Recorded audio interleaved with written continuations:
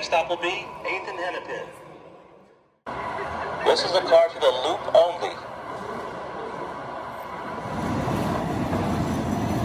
We've got a setup here with 2 streetcars controlled by the NCE Mini-Panel using a Z-stub detector for detection, running a point-to-point. We've got a public push button. We'll push this push button, and that light here it should go from green to red, and it'll start the first streetcar up,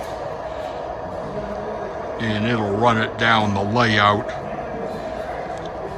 and stop it shortly before the second streetcar. It'll pause for about 6 seconds, and then it'll back up again to the end of the line.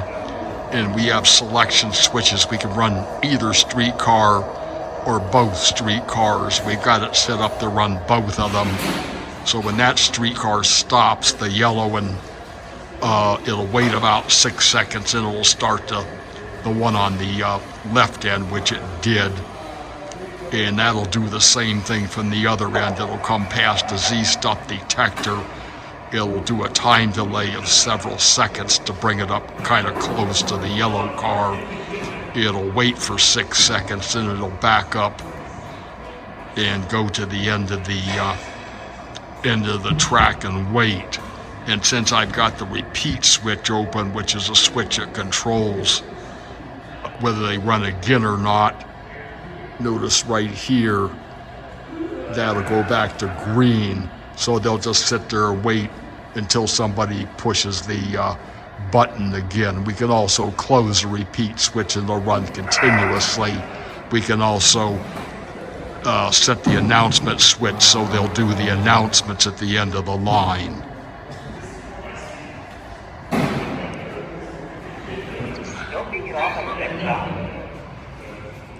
You can see we're surrounded by antique automobiles where we're setting up for this train show.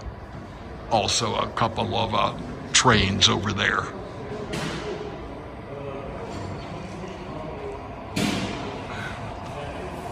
And finally on the end we've got a big boy under the roof.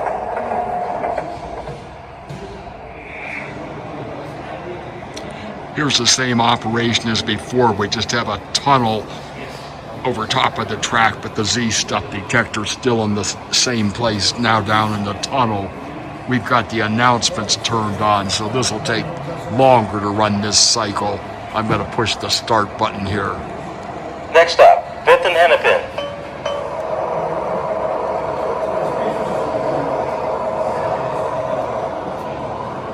When that stops, it'll go through about a 30-second announcement cycle.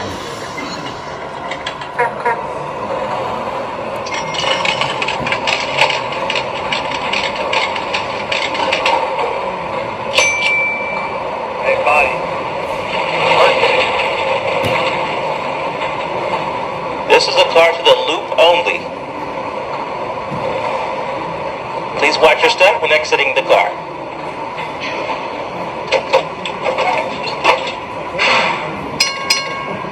The next stop will be 8th and Hennepin. So now that car will back up to the end of the track and stop. Again, we're using time delay to position the car. Now the other trolley will run the Brill car. Next stop, Rosedale.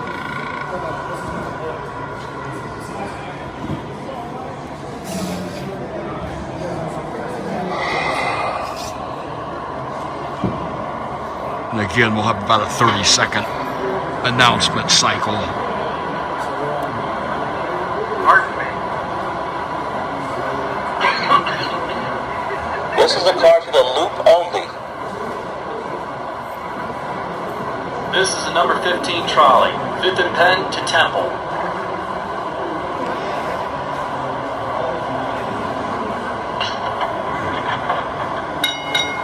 Next stop, Northmont.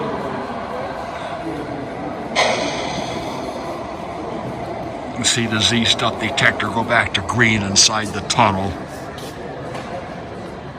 That car will go back to the end and park. and the status light will change from red, which means busy, back to green, which means you can push the button again. So if we go up and push that button to start it all over again, the same cycle will repeat again. I push the button, and you can see the status light went to red, and we're starting another cycle. We're running this system using the Z-Stuff detector, which is under the tunnel here, as it's been the whole show. There's our detector, and we're using time delay. Like when we back up, we're using time delay coming past the detector to park that car just a little bit in front of the bumper. A simpler way we could do this would be just to, if we didn't want to use a detector, just to bring the car back and let it bump up against the bumper. There, it's coming back at speed 2. We could use enough time just to let it come back against the bumper. You can see when it hits a bumper, it starts spinning. I'm turning it off now. But that would be another way to make sure it gets back to the end of the line without having the detector.